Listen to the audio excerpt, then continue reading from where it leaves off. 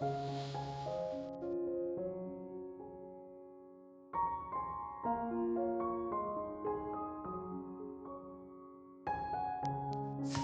everyone, welcome back to my channel. ඉතින් මම ගොඩ කාලෙකට පස්සේ තමයි ආයේ වීඩියෝ එකක් අරන් එන්නේ. මම හිතනවා ඔයාලා ඔක්කොම හොඳින් ඇති කියලා. ඉතින් මම වීඩියෝ දැන් සෙට් එකක්ම තියෙනවා අප්ලෝඩ් කරන්න එඩිට් කරගෙන. මොකද මට මේක ඒ කාලෙම එඩිට් කරලා දාන්න බැරි වුණා. මට වෙලාවක් හරියට හම්බුනේ නැති නිසා.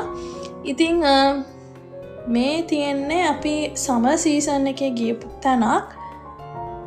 මේ ඕගලන්ට පේන්නේ ලුපීන් මල්. ඉතින් ඕගොල්ලෝ මගේ ටියුලිප් ෆෙස්ටිවල් එකේ වීඩියෝස් දැක්කනම් මතක ඇති.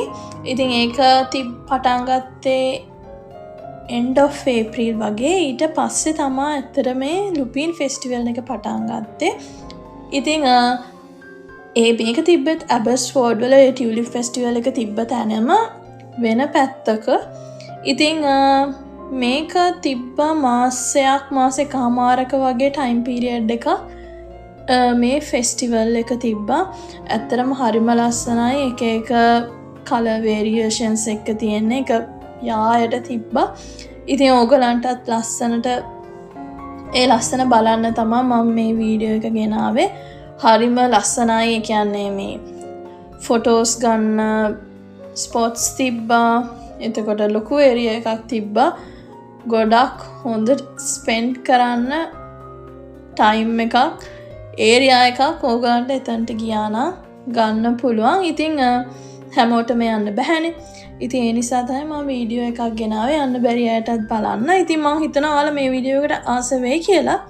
ඉතින් මෙහි සමර් සීසන් එකේ ඉතින් එක ෆෙස්ටිවල්ස් තියෙනවා. දැන් මේකත් එක්ක මට මතකයි තිබ්බා ලැවෙන්ඩර් ෆෙස්ටිවල් එකත්. අපි එතනට නම් ඇත්තටම ගියේ නැහැ. මේන්ලි යන්න ඕනුනේ මෙතනට. මොකද මේ සමර් එකේ ක්ලයිමට් එකෙත් සමහරවිට වහිනවා. ඒ වගේ වෙනවා. ඉතින් අපි උදේම ගියා මෙතනට මේ ලස්සන ෆොටෝස් ටිකක් ගන්නත් එක්ක. ඉතින් ඕගලන්ට පුළුවන් වීඩියෝ එක එන්ඩ් වෙනකන් බලන්න.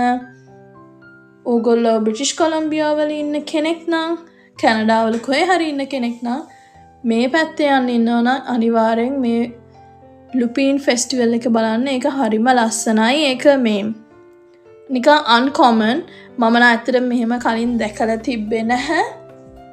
හරිම ලස්සනයි. ආයෙත් තියෙනවා. ඉතින් ඔයගොල්ලන් ලස්සන ෆොටෝ වීඩියෝස් දානවා. ඉතින් ඔයාලට බලන්න පුළුවන්.